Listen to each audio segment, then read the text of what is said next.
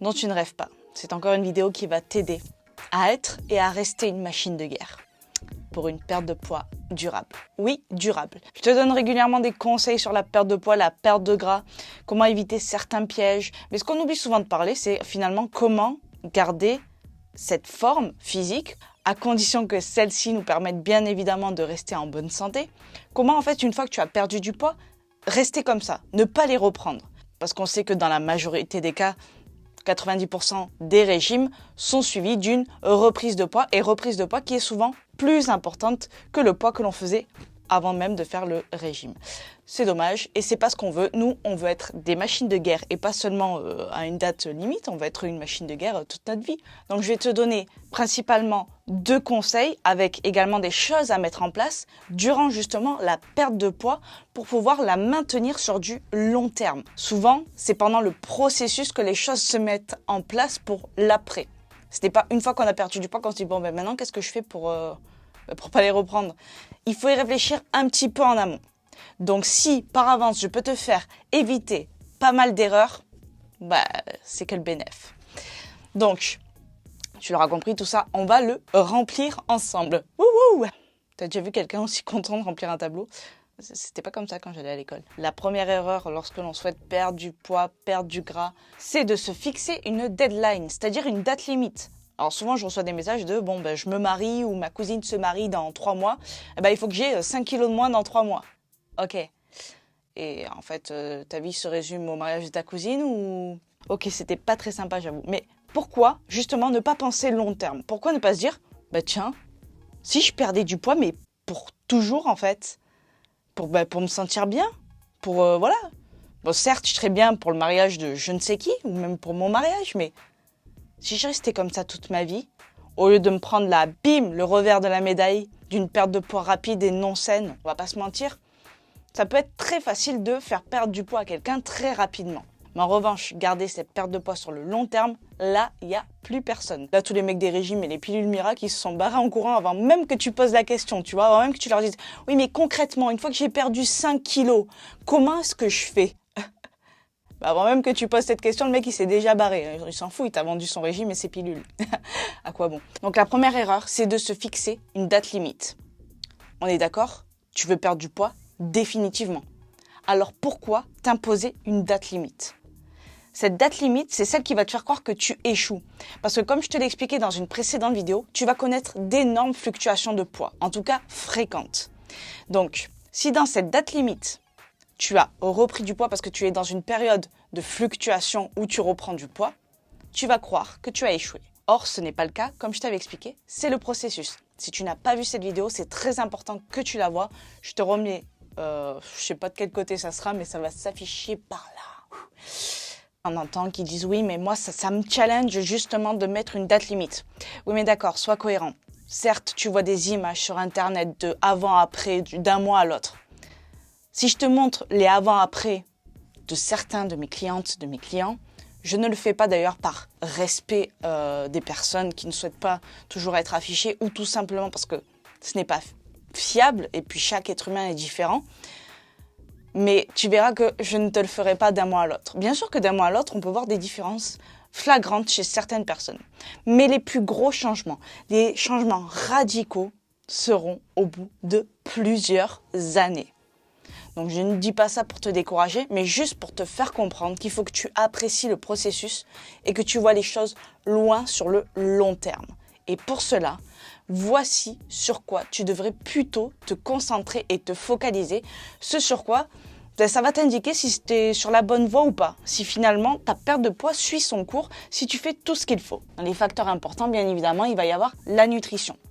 Alors, est-ce que 80% de ta nutrition, elle est OK? Elle t'apporte protéines, glucides, lipides dont tu as besoin, mais également micronutriments, vitamines et minéraux. 80%. Ensuite,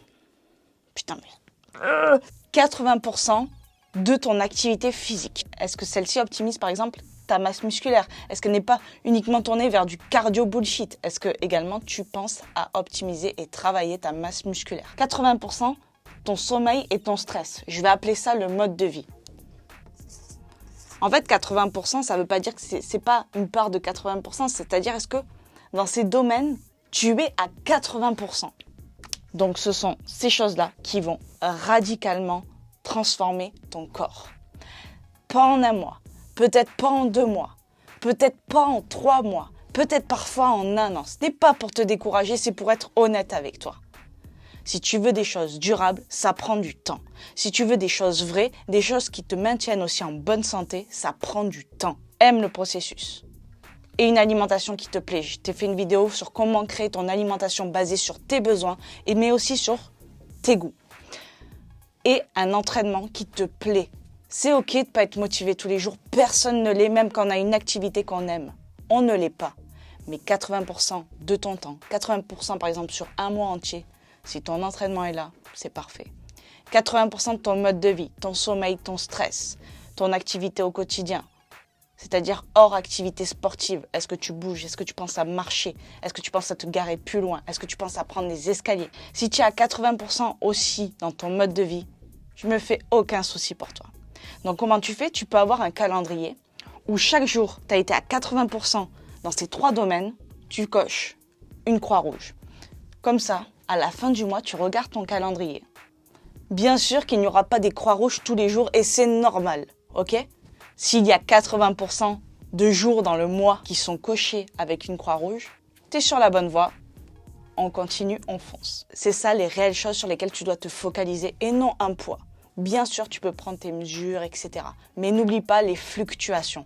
Une perte de poids n'est jamais linéaire, jamais. En tout cas, pas lorsqu'elle est saine et durable. Et ça, c'est ce qu'on veut. Si je devais résumer ça, c'est ne te fixe pas des objectifs sur des choses dont tu n'as pas le contrôle. On a vu que ton poids, tu n'as pas le contrôle. Il y a trop de facteurs qui rentrent en compte qui font que celui-ci ne sera jamais le même.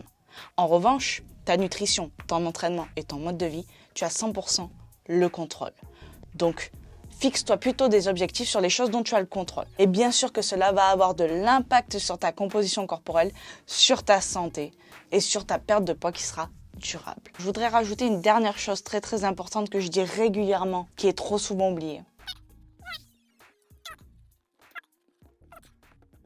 Ça, c'est la deuxième chose hyper importante. Cette notion de patience. Mais si tu aimes le processus et que tu te concentres sur des choses dont tu as le contrôle, qui ne sont déjà pas simples, parce que tu vas avoir des obstacles en nutrition, tu vas avoir des obstacles à l'entraînement, tu vas avoir des obstacles dans ton stress et dans ton sommeil et dans ton mode de vie de manière générale. Tu as assez d'obstacles comme ça. Tu as assez de choses sur lesquelles te concentrer. Prends patience. Chaque chose en son temps. Si tu as besoin de faire des changements qui sont énormes dans ton mode de vie pour contribuer à ta perte de poids, fais un petit changement tous les jours. Et répète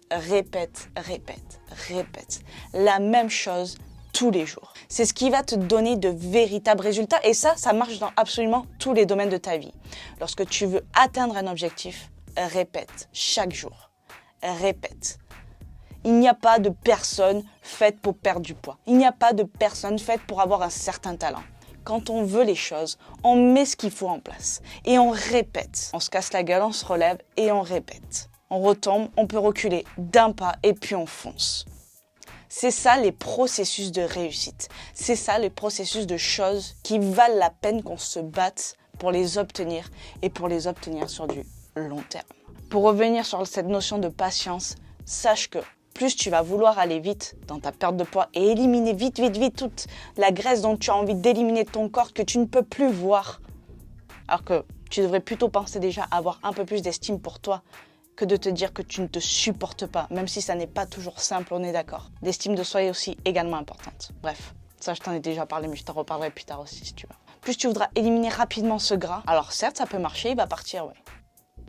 Mais le revers de la médaille, il risque d'être douloureux. Le revers de la médaille, c'est quoi? C'est reprendre du poids, mais plus. Ça, c'est non seulement psychologique parce que tu vas avoir au bout d'un moment un craquage, puis l'effet foutu pour foutu dont je t'ai déjà parlé, et puis souvent des troubles du comportement alimentaire, mais également physiologique avec l'homéostasie. L'homéostasie, c'est ce qui va toujours amener ton corps en fait à ce qu'il est vraiment, mais pour se protéger, il va emmagasiner encore plus. Écoute ton corps, prends conscience de celui-ci, prends conscience de ses besoins. Alors bien sûr, quand on perd du poids, on va un petit peu à l'encontre. C'est normal.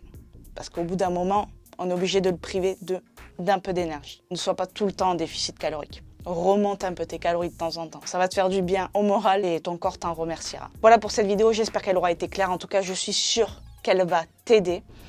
N'hésite pas à me le dire dans les commentaires et moi je te dis à bientôt dans une nouvelle vidéo et je t'envoie plein de good vibes. Ciao!